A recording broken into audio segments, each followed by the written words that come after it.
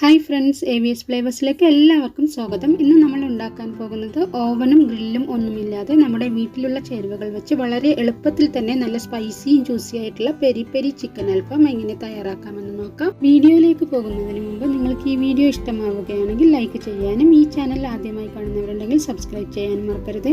അപ്പോൾ നമുക്ക് വീഡിയോയിലേക്ക് പോയാലോ. അപ്പോൾ നമ്മുടെ പെരി പെരി ചിക്കൻ അൽഫാം തയ്യാറാക്കാനായിട്ട് മിക്സിയുടെ ചെറിയ ജാറിലേക്ക് ഒരു മീഡിയം സൈസ് സവാളയുടെ പകുതി കട്ട് ചെയ്ത് ചേർത്ത് കൊടുക്കുക. സവാളയ്ക്ക് പകരമായിട്ട് ചെറിയ ഉള്ളി ഉണ്ടെങ്കിൽ അതൊരു 5-6 ചേർത്ത് കൊടുക്കുക. ഇനി ഒരു ചെറിയ ക്യാപ്സിക്കത്തിൻ്റെ പകുതി ഭാഗം കട്ട് ചെയ്ത് ചേർത്ത് കൊടുക്കുക. ഒരു മീഡിയം സൈസ് തക്കാളിയുടെ പകുതി ഭാഗം കട്ട് ചെയ്ത് ചേർത്ത് കൊടുക്കുക. അല്പം മല്ലിയിലയും ഒരു ചെറിയ പീസ് ഇഞ്ചി കട്ട് ചെയ്തതും 5-6 വെളുത്തുള്ളിയും ചേർത്ത് കൊടുക്കുക. വലിയ വെളുത്തുള്ളി ആയതുകൊണ്ടാണ് കേട്ടോ ഇത്രയും എടുത്തിരിക്കുന്നത്. ചെറിയ വെളുത്തുള്ളിയാണെങ്കിൽ ഒരു 10-12 ചേർക്കേണ്ടി വരും.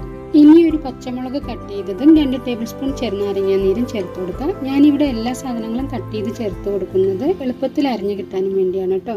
ഇനി ഇതിലേക്ക് ആവശ്യമായി ഉപ്പ് ചേർത്ത് കൊടുക്കുക. ഉപ്പിൻ്റെ അളവ് ഞാനിവിടെ പറയുന്നില്ല, നിങ്ങളുടെ ഓരോരുത്തരുടെ ഇഷ്ടത്തിനനുസരിച്ച് ഉപ്പ് ചേർത്ത് കൊടുക്കാം കേട്ടോ. ഇതിൽ ചേർത്തിട്ടുള്ള സാധനങ്ങളൊക്കെ ഒരുപാട് അങ്ങോട്ട് കൂടിയും പോകരുത്, എന്നാൽ തീരെ കുറഞ്ഞും പോകരുത്. എല്ലാ സാധനങ്ങളും ഒരു പാകത്തിന് ഉണ്ടായിരിക്കുകയും വേണം. ഇനി ഇതെല്ലാം കൂടെ അരച്ചെടുത്തിട്ട് വരാം. ഈ അരപ്പ് ഒരു ബൗളിലേക്ക് ചേർത്ത് കൊടുക്കുക.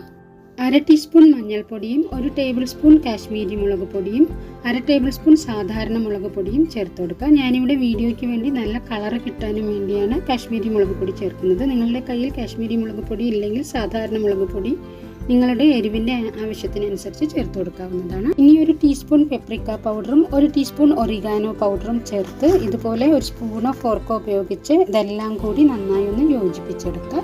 ഇനി ഇതിലേക്ക് 2 ടേബിൾ സ്പൂൺ സൺഫ്ലവർ ഓയിൽ ചേർത്ത് മിക്സ് ചെയ്തെടുക്കുക. മണമില്ലാത്ത ഏത് ഓയിൽ വേണമെങ്കിലും എടുക്കാവുന്നതാണ് കേട്ടോ. വെളിച്ചെണ്ണ പോലുള്ള മണമുള്ള ഓയിൽ എടുക്കുകയാണെങ്കിൽ നമ്മുടെ ഈ പെരി പെരി ചിക്കൻ്റെ കറക്റ്റ് മണവും ടേസ്റ്റും ഒന്നും കിട്ടില്ല കേട്ടോ. അതുകൊണ്ട് മണമില്ലാത്ത ഓയിൽ തന്നെ എടുക്കാനായിട്ട് ശ്രദ്ധിക്കുക. അതുപോലെ തന്നെ ഇത് മിക്സ് ചെയ്യുമ്പോൾ വെള്ളത്തിൻ്റെ ആവശ്യമില്ല കേട്ടോ. ഇതിൽ ചേർത്തിട്ടുള്ള ചെറുനാരങ്ങ നീരും ഓയിലും തന്നെ മതിയാവും. അഥവാ വെള്ളം വേണമെന്ന് തോന്നുകയാണെങ്കിൽ ഒരു 1-2 ടീസ്പൂൺ വെള്ളം നോക്കിയിട്ട് ആവശ്യത്തിന് മാത്രം ചേർത്ത് കൊടുക്കുക. ഈ സമയത്ത് ഉപ്പ് എരിയൊക്കെ കറക്റ്റാണോ എന്ന് നോക്കുക. ഉപ്പ് എരി നിങ്ങളുടെ ഇഷ്ടത്തിന് പോരാ എന്ന് തോന്നുകയാണെങ്കിൽ ഈ സമയത്ത് ചേർത്ത് കൊടുക്കുക. അപ്പോൾ ടേസ്റ്റ് നോക്കിയപ്പോൾ അല്പം ഉപ്പിൻ്റെ കുറവുണ്ടെന്ന് തോന്നി, അപ്പോൾ കുറച്ച് ഉപ്പ് ചേർത്ത് കൊടുക്കുക. എന്നിട്ടിത് നന്നായി ഒന്ന് മിക്സ് ചെയ്തെടുക്കുക. ഞാനിവിടെ ഒരു കോഴിയുടെ 2 തൈ പീസ് എടുത്തിട്ടുണ്ട്. ഇത് ഏകദേശം ഒരു 750 ഗ്രാം തൂക്കം വരും. ഇത് കഴുകി വൃത്തിയാക്കി കത്തി കൊണ്ട് വരഞ്ഞു വെച്ചിട്ടുണ്ട് കേട്ടോ. ഇതിലേക്ക് നമ്മൾ മിക്സാക്കി വെച്ചിരിക്കുന്ന കൂട്ട് തേച്ച് കൊടുക്കാം. ചിക്കൻ്റെ എല്ലാ ഭാഗത്തും ആയി വരുന്നത് വരെ നന്നായി തേച്ച് പിടിപ്പിക്കണം. ഇപ്പം ഞാനിവിടെ ചിക്കൻ പീസിലേക്ക് മസാല പുരട്ടി വെച്ചിട്ടുണ്ട്. ഇത് മിനിമം 2-3 മണിക്കൂറെങ്കിലും റെസ്റ്റ് ചെയ്യാനായിട്ട് വെക്കണം. അപ്പോഴാണ് ചിക്കനിലേക്ക് നമ്മൾ ചേർത്തിട്ടുള്ള മസാലയിലുള്ള എരിവും ഉപ്പും പുളിയും ഒക്കെ കറക്റ്റായിട്ട് പിടിക്കുകയുള്ളൂ. ശരിക്കും പറഞ്ഞാൽ തലേദിവസം രാത്രി ഇതുപോലെ മസാലയൊക്കെ പുരട്ടി ഒരു രാത്രി മുഴുവനും ഫ്രിഡ്ജിൽ വെക്കുന്നതാണ് നല്ലത്. ഇപ്പം നമുക്ക് വീഡിയോ എടുക്കുമ്പോൾ എളുപ്പത്തിനായിട്ട് ഒരു 3 മണിക്കൂറേ ഞാനിവിടെ റെസ്റ്റ് ചെയ്യാനായിട്ട് വെക്കുന്നുള്ളൂ.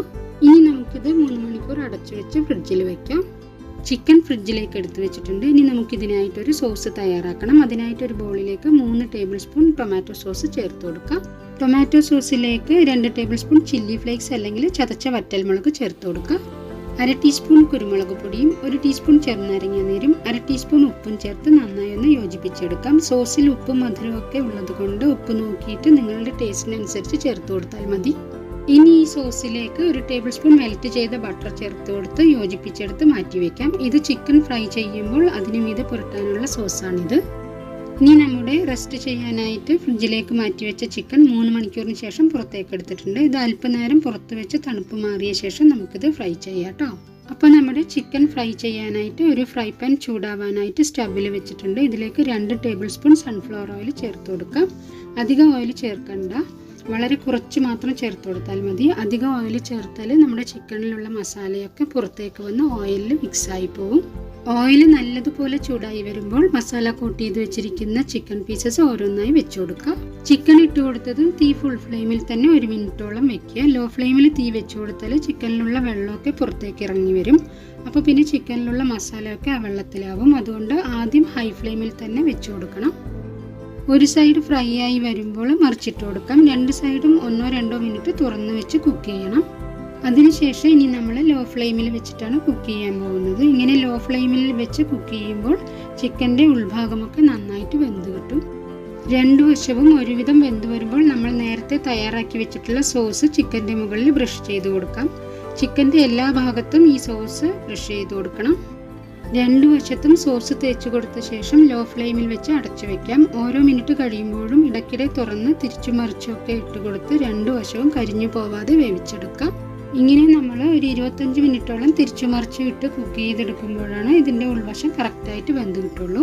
ഇപ്പോൾ നമ്മുടെ ടേസ്റ്റി ആയിട്ടുള്ള ജ്യൂസി ആയിട്ടുള്ളതുമായിട്ടുള്ള പെരി പെരി ചിക്കൻ അൽഫാം തയ്യാറായി. ഇനി നമുക്ക് പെരി പെരി ചിക്കന് വേണ്ടി കടയിൽ പോകേണ്ട ആവശ്യം ഒന്നും തന്നെ ഇല്ല കേട്ടോ. നമ്മുടെ കുട്ടികൾക്ക് നമ്മുടെ വീട്ടിൽ തന്നെ ഫ്രഷായിട്ടും വൃത്തിയായിട്ടും ചെയ്തു കൊടുക്കാം. അപ്പോൾ വീണ്ടും നല്ലൊരു റെസിപ്പിയുമായിട്ട് കാണാം. താങ്ക്